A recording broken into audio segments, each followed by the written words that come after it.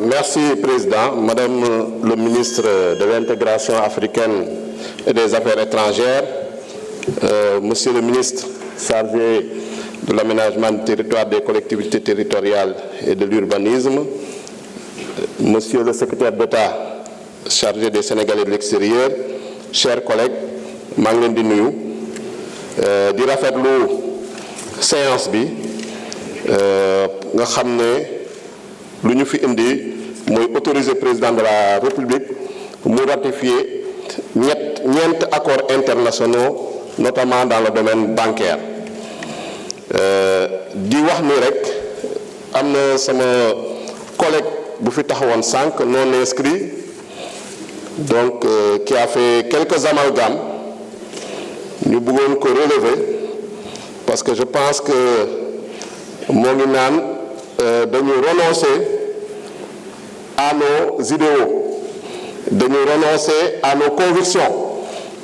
Et je m'inscris en faux contre ces amalgames-là parce qu'il a parlé du FMI dama laaj fan nañu jël engagement ni dañuy génn FMI, Fonds monétaire international.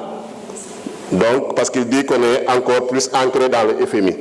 Effectivement, le Sénégal a rejoint le FMI depuis le 28 septembre 1963. Donc nous également, dans l'agenda national de transformation, dans la vision Sénégal 2050, en tout cas, on n'a pas pris l'engagement de sortir du FMI.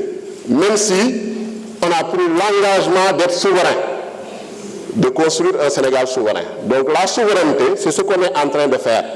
Parce que c'est l'article 95, l'article 96, l'article 97, le titre 9 de la Constitution qui régit la manière dont les accords internationaux doivent être ratifiés, approuvés.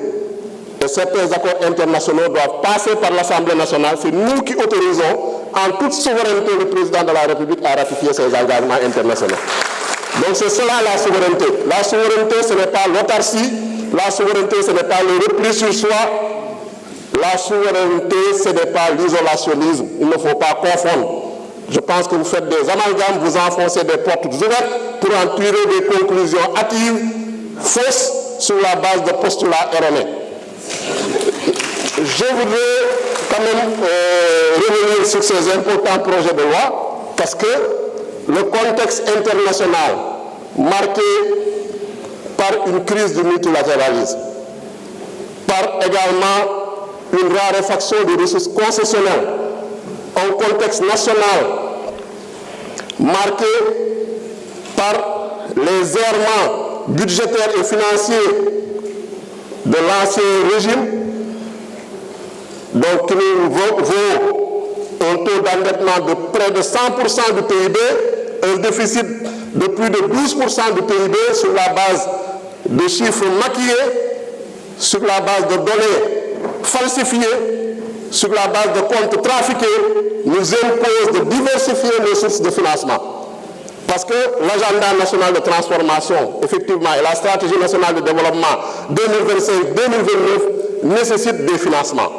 D'abord, la stratégie du gouvernement, c'est de renforcer le financement endogène à travers la maîtrise des dépenses, à travers également l'amélioration des recettes. Mais il faut aller également chercher le financement extérieur, notamment les financements, les ressources concessionnelles.